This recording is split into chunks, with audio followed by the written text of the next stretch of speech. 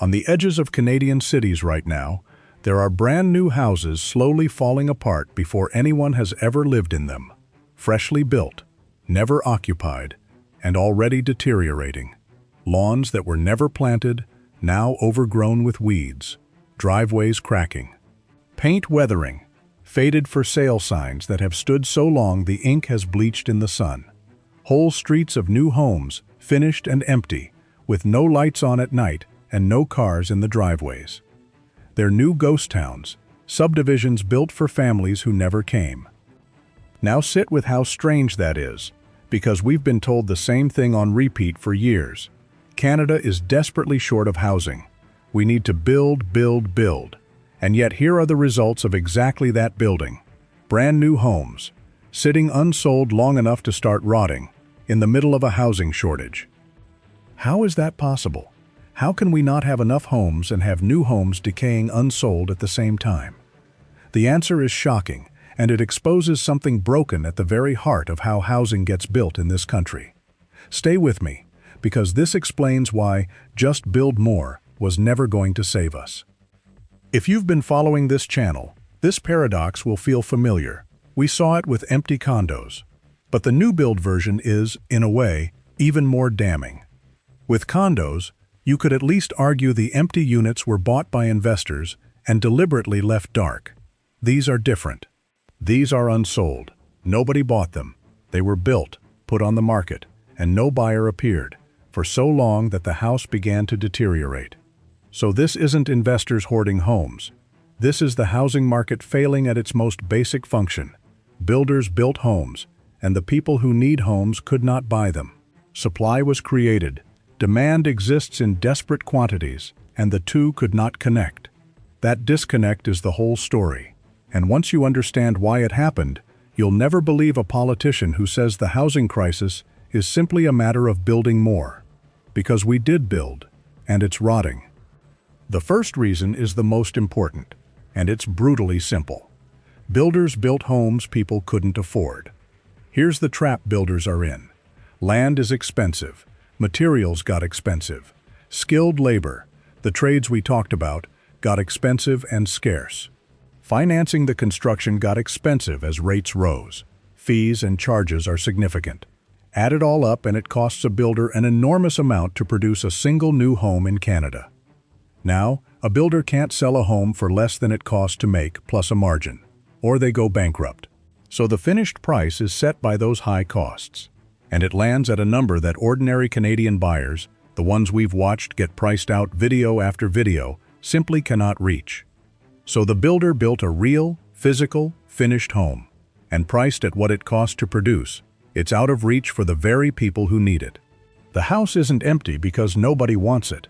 It's empty because everyone who wants it can't afford it, and the builder can't drop the price below cost. That's the disconnect in one sentence. The cost to build has risen above the price ordinary people can pay. And a home stuck in that gap sits empty until it rots. The second reason is timing, and it's cruel, because building takes so long. A house isn't built overnight. From the decision to build to the finished product can be a year or more. So builders make their big bets based on what the market looks like when they start, and by the time they finish, the market can be completely different. Picture a builder who broke ground when rates were low and buyers were plentiful and confident. They planned the project, priced it, and committed based on that world. Then, over the months of construction, rates rose, buyers vanished, and confidence evaporated. The builder finishes the home into a market that no longer exists, priced for a world that's gone. The buyers they were building for can no longer qualify for the mortgage or no longer feel safe committing. So the home lands on the market at exactly the wrong moment, priced for a boom into a freeze, and there it sits.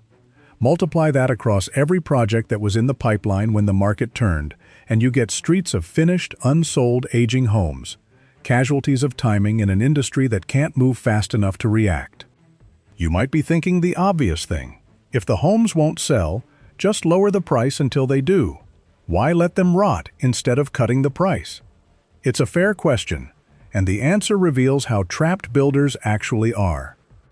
First, as we said, Many builders genuinely can't sell below what it costs to build without taking a catastrophic loss, sometimes below what they still owe the bank on the construction loan. Selling at a big discount isn't less profit. For some, it's bankruptcy. Second, there's a trap around the buyers who already committed.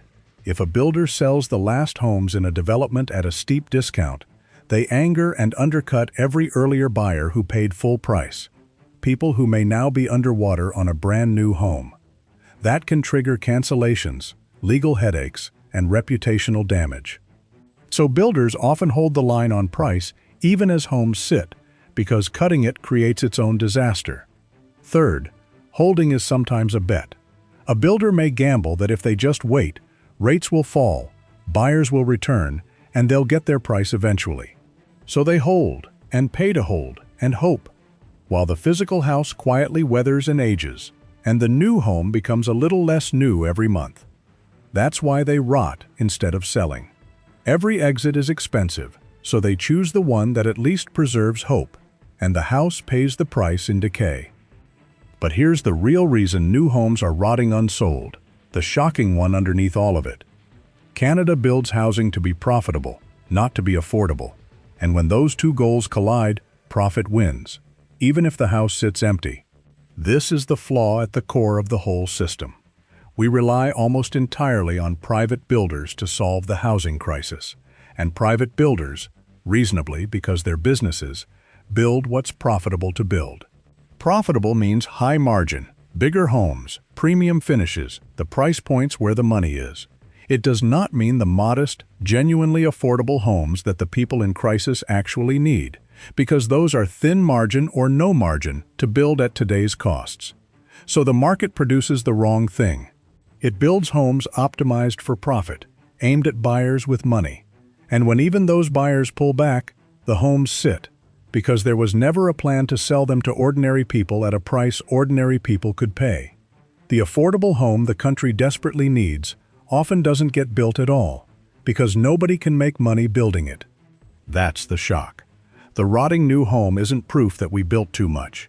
It's proof that we built the wrong thing. That a system which only builds what's profitable will always produce luxury nobody can afford before it produces the affordable homes everybody needs. You cannot solve a shortage of affordable homes by building expensive ones and hoping. And that is more or less exactly what Canada has been doing. The empty, rotting house and the priced-out family are standing on the same street, unable to reach each other, because the system that built the house was never designed to serve the family. Let me make it real, and I'll do it the way the whole video demands, with two people. The first is a builder, not a villain, a business owner who employs people and took a real risk. He broke ground on a development in good faith when the market looked strong. Now he's finished, and half the homes won't sell because they're priced at what they cost him to build and the buyers can't reach it. He's paying interest on construction loans every day those homes sit. He's watching brand new houses he's proud of start to weather. He's genuinely stuck. He can't cut the price without ruin, and he can't find buyers at the price he needs. He might not survive it. The second is a young family a few streets over, renting a cramped apartment, desperate for a home. They drive past that new development sometimes. They see the finished houses standing empty, and they can't understand it, because they would move in tomorrow if they could afford it. But they can't qualify for the mortgage at that price, and the price won't come down to meet them. Two people, same street, same crisis, on opposite sides of a gap neither of them created. The builder can't sell low enough, the family can't buy high enough, and the house rots in the space between them.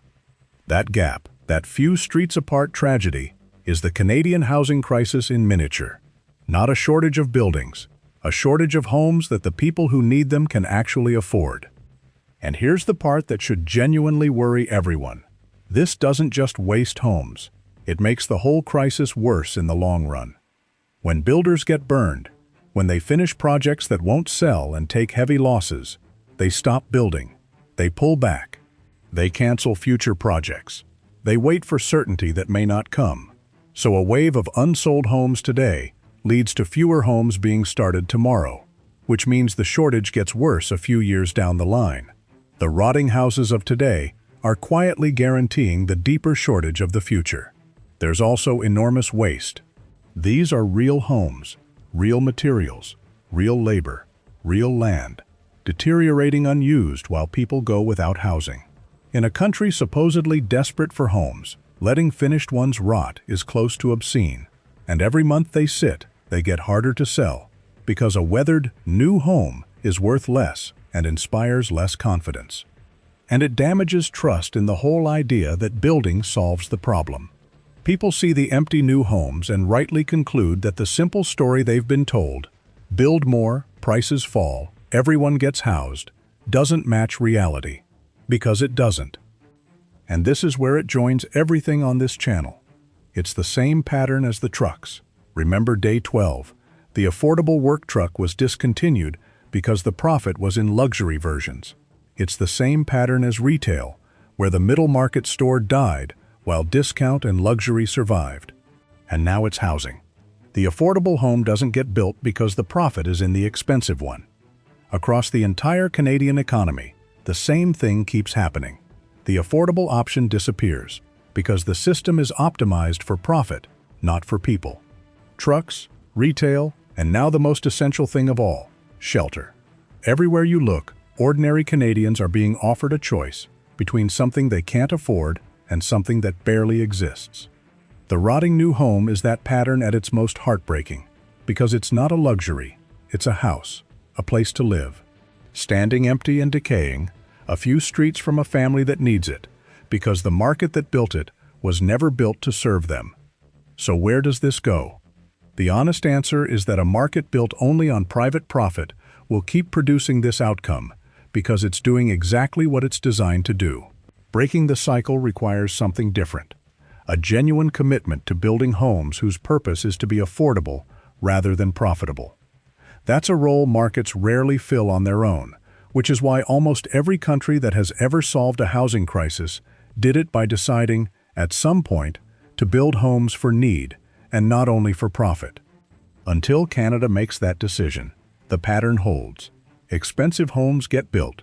Ordinary people can't reach them, and some of them sit and rot while the shortage deepens. Building more, by itself, was never the answer. Building the right homes at the right price is, and that's a choice the country hasn't made. Which leaves the question this channel keeps arriving at. What kind of housing crisis leaves brand new homes rotting empty, while families who need them look on from a few streets away? So I want to hear from you. Have you seen these empty new developments near you? Where and what do they look like now? Are you a builder or in the trades who's watched this happen?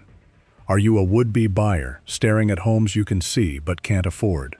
And do you think the answer is build more or build differently? Tell me in the comments below. I read every one, and this is a debate the country needs to actually have. And if you want clear-eyed breakdowns of the forces reshaping housing and life across Canada, subscribe to Canada Insider. There's a lot more of this story to tell.